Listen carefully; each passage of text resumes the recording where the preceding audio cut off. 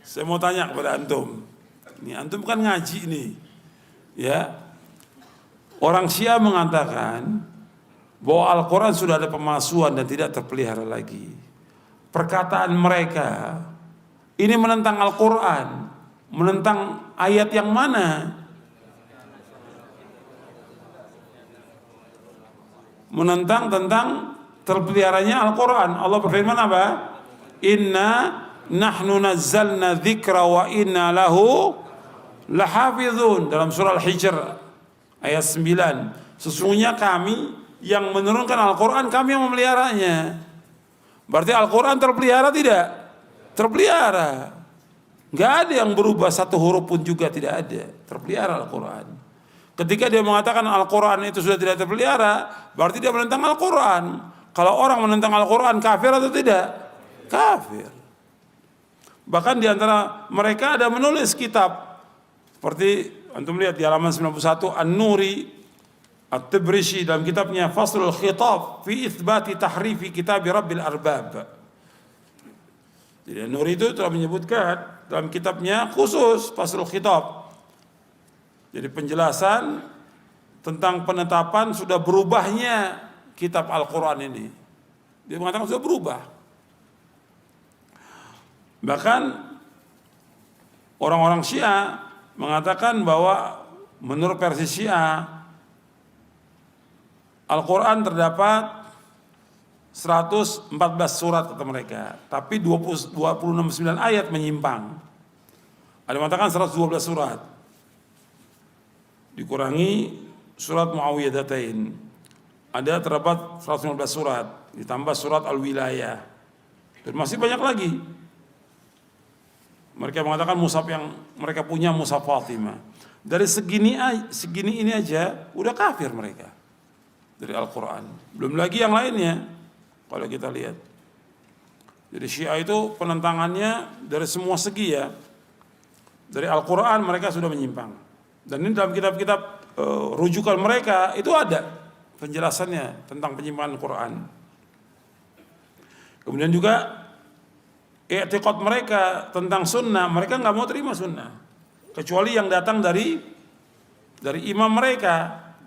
Jadi kalau sunnah mereka kitabnya rujukannya bukan Bukhari, Muslim, Abu Dawud, Tirmidzi, bukan.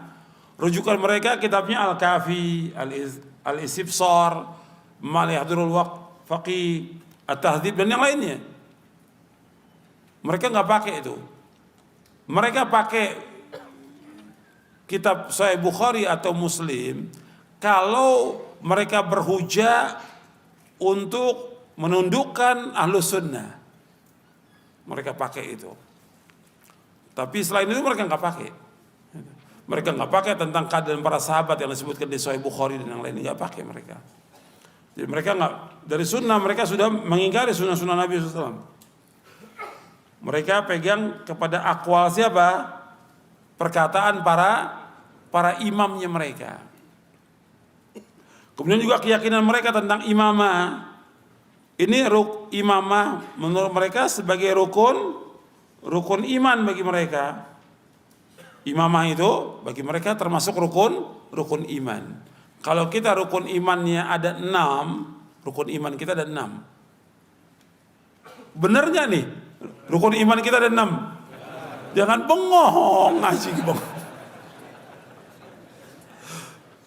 Betul, rukun iman kita ada 6. Coba sebutin.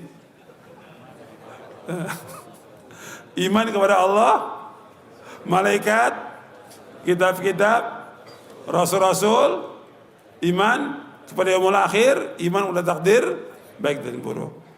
Kalau Syiah mereka rukun imannya kepada tauhid, kepada nubuwah, kepada imamah, kepada keadilan dan kepada ma'ad.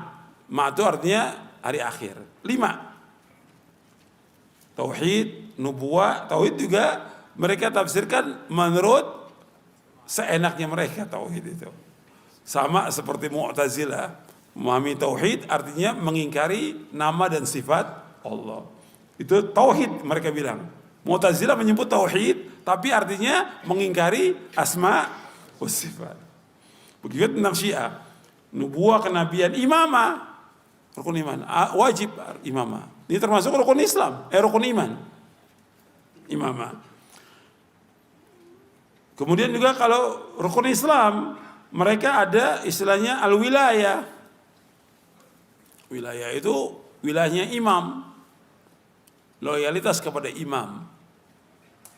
Ini juga udah kufur yang seperti ini, mengingkari rukun Islam, mengingkari rukun iman. Kemudian juga mereka mempunyai keyakinan kepada imam. Imam itu maksum. Imam maksum. Kalau menurut Ahlussunnah yang maksum siapa? Para nabi dan para rasul alaihi wassalam. Imam enggak maksum, tapi kalau bagi mereka imam itu maksum, enggak pernah salah bagi mereka. Ini udah sesat ini, pemahaman seperti ini. Jadi mereka imam itu bisa bebas melakukan apa saja.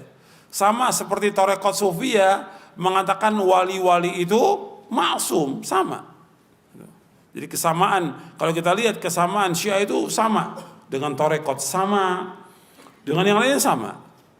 Makanya kalau kita lihat kubur-kubur yang disembah di muka bumi ini, pertama kali yang membuat kubur disembah itu Syiah pertama kali. Mengikuti siapa? Mengikuti Yahudi dan Nasrani. Baru setelah itu diikuti oleh apa? Tarekat Sufiyah. Sebab di Syiah itu ajarannya imam itu maksum, maka kuburan imam harus dibangun dan disembah oleh mereka, ditawaf kuburan imam itu. Tarekat Sufiyah sama. Mereka anggap wali itu maksum, maka mereka itu bisa melakukan apa saja. Ini sesat ini dan kufur. Bahkan di antara mereka mengatakan bahwa imam itu punya kedudukan lebih tinggi daripada para nabi dan rasul. Seperti keyakinan Syiah Itsna Asyariyah yang ada ini, Imamiyah, seperti Khomeini. Khomeini mengatakan inna min daruriyati madhabina anna li'aimati maqaman la yablughu malakun muqarrabun wa nabiyyun mursal. Sesungguhnya di antara yang paling penting dalam mazhab kami, mazhab Syiah, bahwa imam itu punya kedudukan yang tinggi. Dia lebih tinggi daripada malaikat yang dekat dengan Allah dan lebih tinggi daripada rasul yang diutus. Kalau sudah begini kufur tidak? Kufur. Itu ada di bukunya Khomeini. Makanya disebutkan oleh para ulama, limadza kaffara al-ulama al-Khomeini. Kenapa para ulama mengkafirkan Khomeini? Ini tokoh yang sesat dan menyesatkan.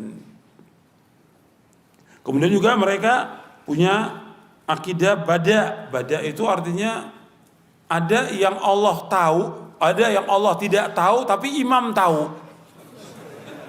Bayangkan itu bada. Ini kufur sudah.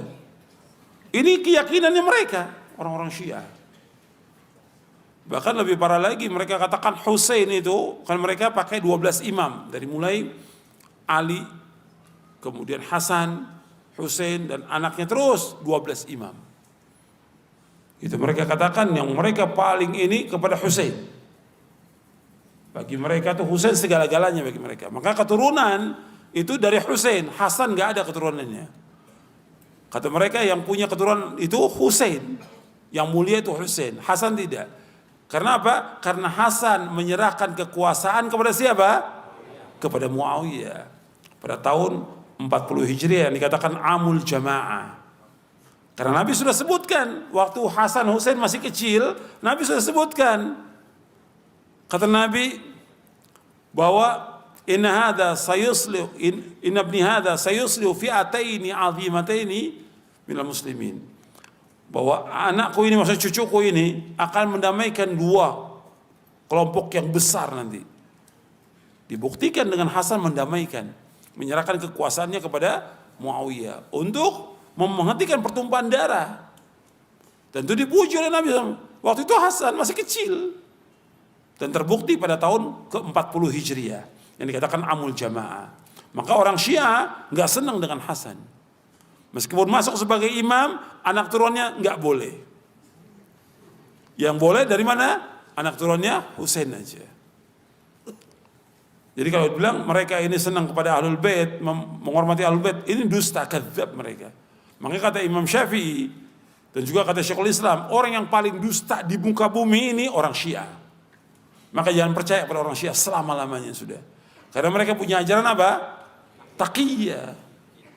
Bohong. Bagi mereka, bohong itu hukumnya wajib bagi mereka. Wajib bagi mereka.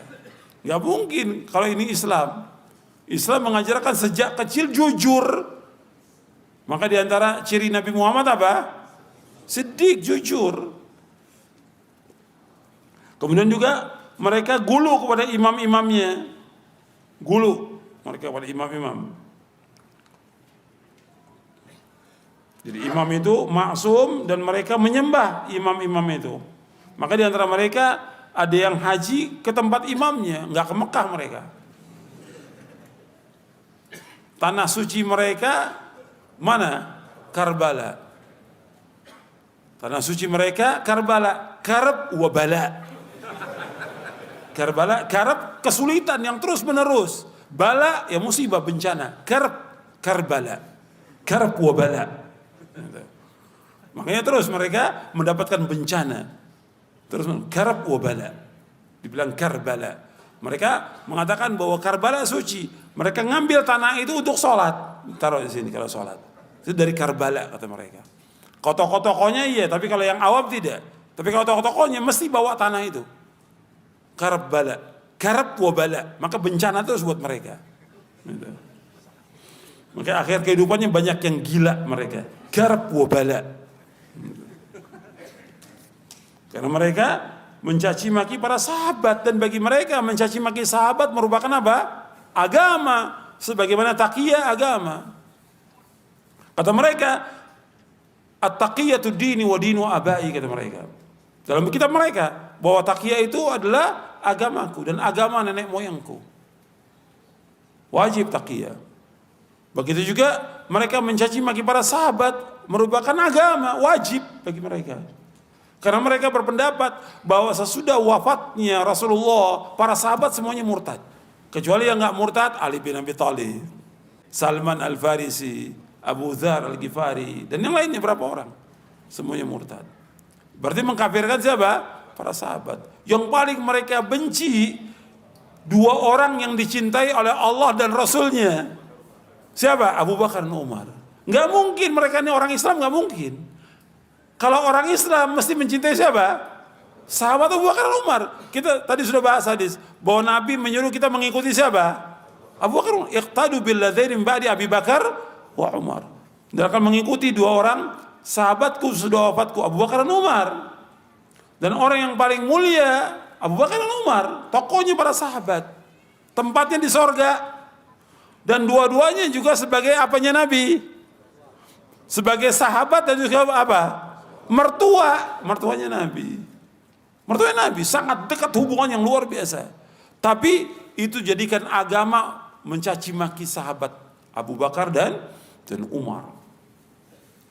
Dicaci maki oleh mereka. Dalam sholatnya caci maki, dalam majelisnya mereka caci maki Abu Bakar, Umar. Nggak mungkin. Kalau orang Islam nggak mungkin. Nabi bersabda, sallallahu alaihi wasallam, la tasubbu ashabi. Falau anna adakum anfaqa mithla Uhudin dhahaba ma balagha mudda nasifa. Dalam hadis yang diriwayatkan oleh Imam Bukhari, Muslim, Tirmidzi dan yang lainnya, Nabi bersabda SAW dari sahabat Abu Sa'id Al-Khudri radhiyallahu anhu, la tasubbu ashabi, janganlah kalian mencaci maki para sahabatku. Falau anna ahadakum anfaqa mithla Uhudin dhahaba, kalau seandainya seorang dari kamu infak sebesar gunung Uhud berupa emas, ma balagha mudda nasifa, enggak mencapai infaknya sahabat, meskipun mereka infak sebesar 2 telapak tangan. Tidak juga separohnya. Artinya sekarang ini hadis sahih Bukhari Muslim, kita infak nih berupa gunung Uhud, berupa emas. Kalau antum yang sudah pernah umrah atau haji melihat di Madinah itu gunung Uhud, besarnya gunung Uhud itu. Sebesar-besarnya panjang gunung Uhud. Itu nggak bisa dihitung dengan ribuan ton itu, gunung Uhud. Sekarang kita dijadikan oleh Allah berupa emas gunung Uhud itu. Kita infakkan itu. Kalau kita infakkan berupa gunung Uhud, berupa emas itu cukup buat bangsa Indonesia. Kita infakkan semuanya, belum bisa mencapai derajat siapa? Sahabat. Sahabat infak berupa makanan, satu piring umpamanya, kita infak sebesar gunung Uhud, belum bisa mencapai derajat sahabat. Karena apa? Karena imannya mereka, karena ikhlasnya mereka, karena jihadnya mereka, karena jujurnya mereka, karena takutnya mereka kepada Allah, dan yang lainnya. Dari amal-amal hati yang gak bisa dicapai oleh orang-orang yang sesudahnya. Sahabat ini generasi yang gak pernah ada di zaman sebelum Nabi Muhammad SAW, dan tidak pernah ada lagi sepanjang masa tentang mereka. Sebaik-baik manusia di muka bumi ini, yang semuanya Allah sebutkan dalam Al-Quran, wa kullan wa'adallahu husna. Semua para sahabat kami jamin mereka dengan sorga semuanya. Gak boleh mencaci maki sahabat. Makanya dikatakan oleh Abdullah bin Umar radhiyallahu anhu, la tasubbu ashab Muhammadin. Jangan kalian mencaci maki para sahabat. Fala maqamu ahadin minhum khairun min amalikum arba'ina sana. Kata Abdullah bin Umar, jangan kalian mencaci maki sahabat. Seorang sahabat nggak boleh. Sesungguhnya berdirinya sahabat bersama Nabi sesaat lebih baik daripada amal kita selama 40 tahun. Dibawakan oleh Imam Ahmad bin Hanbal dalam kitabnya Fadailus Sahabah, dan riwayat yang sahih. Jadi betul-betul keutamaan para sahabat. Dan di setiap kitab hadis disebutkan tentang keutamaan para sahabat. Ada manaqib ya. Manaqibnya Abu Bakar, manaqibnya Umar. Mestinya orang menyebutkan tentang manaqib atau fadail as-sahabah, keutamaan para sahabat. Tapi kalau kita lihat orang-orang menyebut manaqib siapa? Abdul Qadir Jailani. Bukan manaqib sahabat, manaqib Abdul Qadir.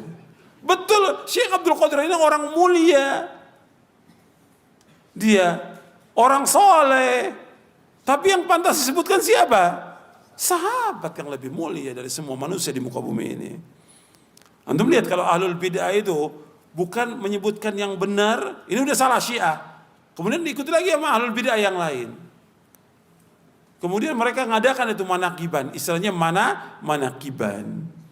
Motong ayam jago karena Syekh Abdul Qadir senang sama ayam jago, kata mereka. Jadi ini macam-macam, sudah agama dirusak sudah sama kelompok-kelompok yang sesat dan menyesatkan dalam bid'ah. Maka antum harus belajar Quran dan Sunnah. Jadi tahu ini nggak benar, ini benar, dia tahu. Jangan diikuti, jangan dibela. Makanya juga harus, ini jadi peringatan juga nih buat semuanya. Ya buat antum, buat juga para ustadznya, para dai, para penceramah, para kiai, termasuk para pejabat juga di Indonesia. Ini Syiah sesat, jangan dibela. Jangan diizinkan mereka mengadakan acara-acara yang sesat dan menyesatkan. Seperti Asyura, sesat dan menyesatkan. Mereka mengadakan acara Asyura. Tentang terbunuhnya Husain, mereka menangis, meratap. Pakai akal yang waras aja nggak bisa diterima. Mereka meratap dengan memukul dirinya. Coba kalau orang kafir lihat, oh Islam kok begitu, saya nggak mau masuk Islam. Nanti dilukai tubuh saya, kata mereka. Iya tidak? Ini nggak masuk di akal. Di agama nggak ada, apalagi akal. Mereka ini paling bertentangan dengan akal manusia. Orang Syiah, orang yang paling bodoh di muka bumi, paling bohong dan paling bodoh. Tapi kalau kita lihat dalam muamalah, paling jahat Syiah itu. Khawarij dan Syiah paling jahat karena mereka menghalalkan darah kaum muslimin dan menghalalkan harta kaum muslimin sepanjang sejarah. Kita melihat para ulama Ahlussunnah dibunuh oleh siapa? Oleh Syiah. Ketika Khomeini revolusi Iran pertama kali merebut kekuasaan Iran, yang dibunuh siapa pertama kali? Ulama Ahlussunnah yang dibunuh. Dihancurkan masjid-masjid sunnah oleh Khomeini. Makanya itu hati-hati, Syiah itu nggak bisa ditoleransi. Maka pejabat juga harus paham tentang Syiah ini. Bisa baca buku-buku tentang Syiah. Sesat dan menyesatkan, bahkan kafir, merusak Islam dan kaum muslimin. Nggak bisa ditolerir. Belum lagi ajaran mereka yang menghalalkan zina. Apa ajaran mereka menghalalkan zina? Mut'ah. Jadi nggak perlu pakai wali, nggak perlu pakai apa, senang perempuan zina. Habis itu cerai. Islam mereka. Ini zina. Banyak lagi kerusakan mereka ini luar biasa kerusakannya. Jadi antum tetap hati-hati, jangan dibaca juga situs-situs mereka jadi dibaca, jangan dibantah, nggak ada manfaatnya. Karena mereka terus menyebarkan. Makanya kalau antum lihat ketika ada ustadz dengan ustadz itu sengaja dibikin, itu orang Syiah. Nah antum nggak tahu, baca media sosial sengaja ustadz ini diadu domba oleh siapa? Syiah yang nulisnya. Maka antum jangan baca buku, baca Quran, baca sunnah manfaat. Kadang-kadang kadang-kadang sengaja diadu domba gitu, bikin kita kesel. Dijelekan ustadz fulan, yang jeleknya sama Syiah. Gitu. Dan kalau isu-isu politik yang diangkat siapa? Syiah. Ini kalau kita nggak milih ini, nanti Syiah merajalela. Sama aja antum pilih ini sama, Syiah juga merajalela. Salahnya dan bodohnya ini didukung oleh siapa? Ustadz. Masa ustadz ikut milih, dukung partai politik? Ya nggak bener dong. Nggak bisa ketemu antara dakwah dengan partai politik. Selama-lamanya nggak bisa ketemu. Dakwah ngajak orang kemana? Kepada rukun iman, kepada ganjaran, kepada pahala, kepada sorga. Kalau ini ngajak kemana? Ngajak kepada golongan, ngajak kepada perpecahan, ngajak kepada kedudukan, ngajak kepada kekuasaan. Kata Syekhul Islam Ibnu Taimiyah rahimahullah dalam kitabnya Majmu' Fatawa, bahwa di antara sumber kerusakan orang cinta kepada harta dan kedudukan, itu sumber kerusakan. Dasarnya apa? Syekhul Islam mengatakan demikian. Madhibani, sabda Rasulullah, madhibani ja'i'ani ursila fi ghanamin biafsadalaha min hirsil mar'i ala dini wa syar'i dini. Dua serigala yang dilepas di kerumunan kambing itu tidaklah lebih merusak daripada ketamakan manusia kepada harta dan kedudukan yang merusak agamanya. Hadis sahih riwayat Ahmad, Tirmidzi dan yang lainnya. Untuk lihat, kalau orang sudah punya kedudukan, jabatan, semua rusak sudah. Betul nggak? Kenyataan. Kalau udah punya jabatan, kedudukan, dirusak semuanya oleh dia. Ya agamanya dia rusak, keluarganya dia rusak, agama dia rusak, umat juga dirusak oleh dia. Bahkan teman-teman dia yang dekat pun dirusak oleh dia. Nggak cukup menjatuhkan, nggak cukup.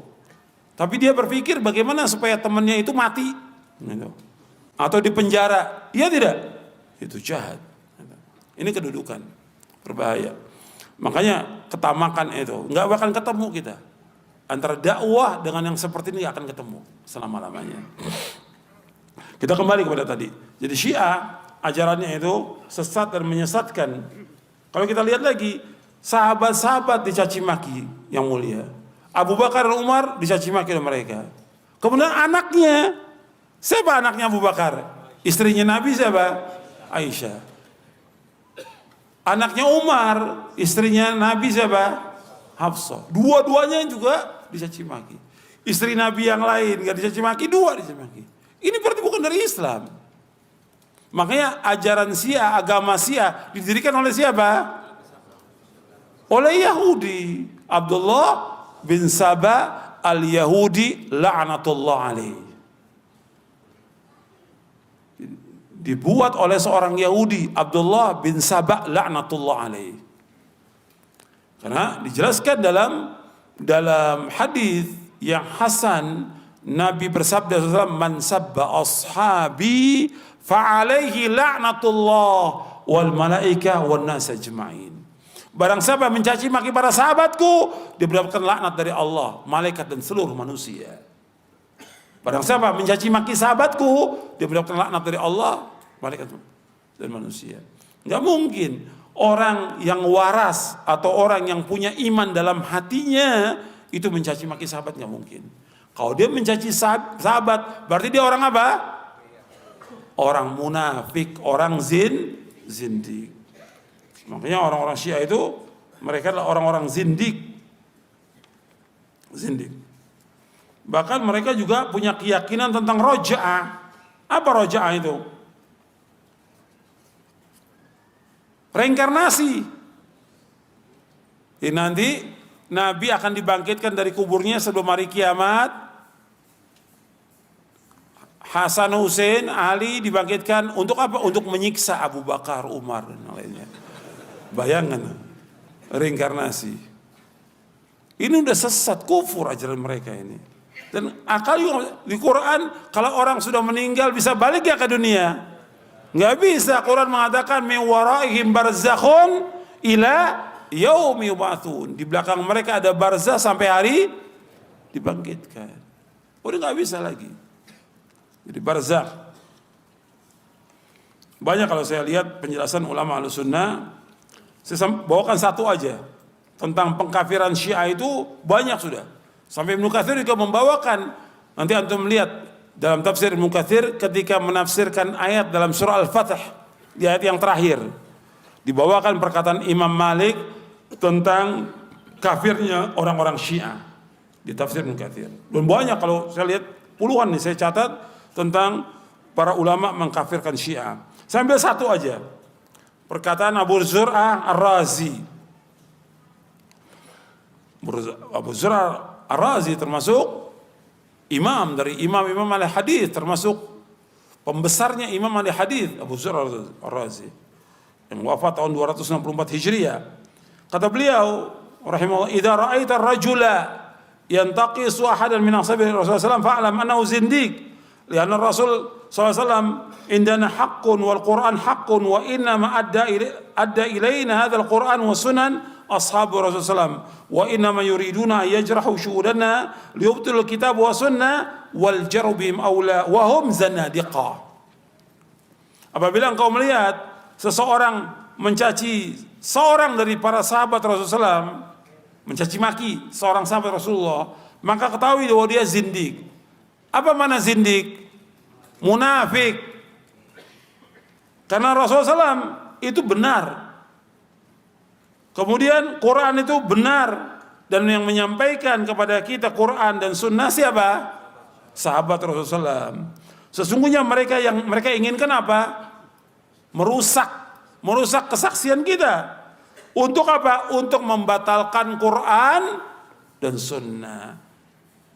Dan celaan itu pantas buat mereka. Mereka adalah orang-orang zindik. Disebutkan oleh Imam Al-Khatib Al-Baghdadi dalam kitabnya Al-Kifayah fi ilmi riwayah. Jadi banyak ini kalau kita lihat penjelasan para ulama tentang kesesatan Syiah. Makanya Syiah ini termasuk yang menolak tentang sunnah-sunnah Nabi SAW. Dan mereka nggak ngerti sama sekali tentang hadis, nggak ngerti tentang sunnah. Cuma banyak pengikutnya karena mereka juga nggak peduli tentang bid'ah syirik, nggak masalah. Makanya orang-orang awam atau yang lain menerima mereka karena apa? Mereka nggak tahu. Karena mereka nggak membahas tentang sunnah, nggak membahas juga tentang syirik, nggak membahas tentang bid'ah. Semuanya boleh bagi mereka. Bahkan sholat pun bagi mereka digabung-gabung sholat di jamaah. Jumat bagi mereka nggak wajib. Kalau Jumat nggak wajib, mereka nggak sholat Jumat. Kenapa? Imam belum muncul Imam Mahdi kata mereka. Imam khayalan mereka. Karena kata mereka bahwa imam yang terakhir yang ke-12 itu masuk ke goa Sirdap, nggak keluar lagi, nanti di akhir zaman akan keluar kata mereka. Jadi kan akal aja nggak bisa terima. Jadi ikhwan fillah, jazakumullah, ini penjelasan tentang sunnah. Kalau kita bahas tentang Syiah ini panjang ya, tentang kesatuan Syiah, tapi ini sudah mewakili penjelasannya.